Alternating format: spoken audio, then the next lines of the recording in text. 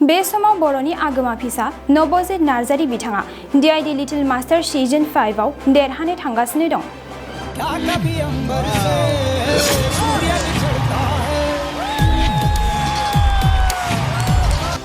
नाथाय बिथांनि देरहानायाव बर'निफ्राय भटनि गोनांथि दं। खुलुमबाय।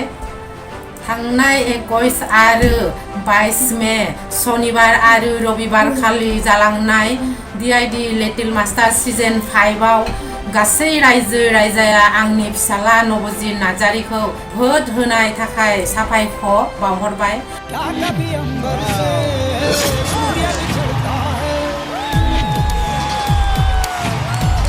थांनाय 23निफ्राय 23नि गेजेराव जाबायदि नोंथांमोना भट होनानै बिथां नब'ज नार्जारीखौ मदद होदोंमोन, फिन फैगौ सुनिबारनिफ्राय समबारसिम थामहिनबा 28 मे खालारनिफ्राय 29 मे खालारसिम नब'ज नार्जारीनि भट होनाया सोलिफिनसिगोन।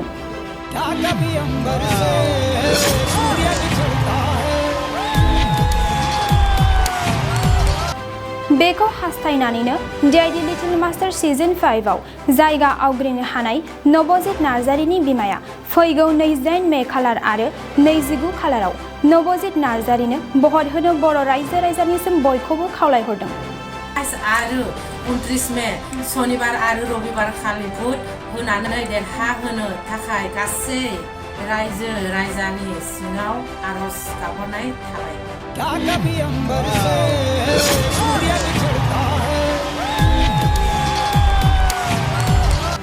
बे समाव जोंनिफ्रायबो गासैबो रायजो राजाफोरा बिथां बर'नि आगोमा फिसा नब'ज नार्जारीनो भट होनानै बिथांखौ देरहासार खालामगोन होननानै मिजिं थिबाय।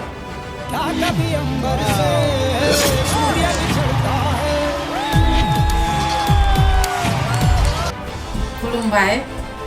थांनाय 21 आरो 22 मे सनिबार आरो रबिबार खालि जालांनाय DID लिटिल मास्टार सीजन 5 आव गासै रायजो राजाया आंनि फिसाला नब'ज नार्जारीखौ भोट होनाय थाखाय साबायखर बावहरबाय आरो फैगौ 28 आरो 29 मे सनिबार आरो रबिबार खालि भट होनानै देरहाहोनो थाखाय गासै रायजो राजानि सिङाव आर'ज गाबहरनाय थाबाय। खुलुमबाय। जै बर' हारिनि जै। नोंथाङा सरखारि साख्रि नागिरदोंना? नोंथांनि थाखाय मोनसे गोजोनथाव खौरां।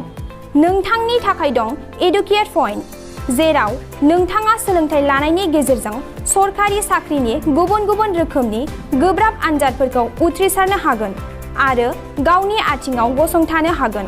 बे एडुकेट पइन्टआव नोंथांमोना SSC, bank PO, bank clerk, bank SO, UPSC, FSC, defence, railway, state, insurance, AAO, ADO, एसिस्टेन्टजों लोगोसे स्टेट लेभेल जब आरो माखासे सरखारि साख्रिनि आनजादाव गोनांथि जानाय आयदाफोराव सोलोंथाइ लानो हागोन।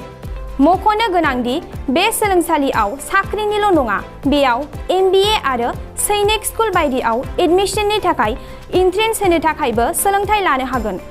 बे सोलोंसालियाव गाहाम थाखो खथानि सुबिदा दं आरो सम मथे नोंथांनि सोलोंथाइखौ बे सोलोंसालियाव होनाय जागोन।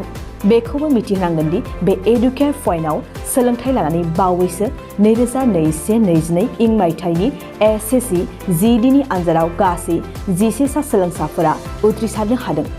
बारा नङा, गासै 15,000 रांजोंनो नोंथाङा बे सोलोंसालियाव 6 दानसिम सोलोंथाइखौ लानो हागोन। बे सोलोंसालिया क'क्राझार, बरपेटा र'ड, गवालपारा आरो बङाइगावआवबो दं।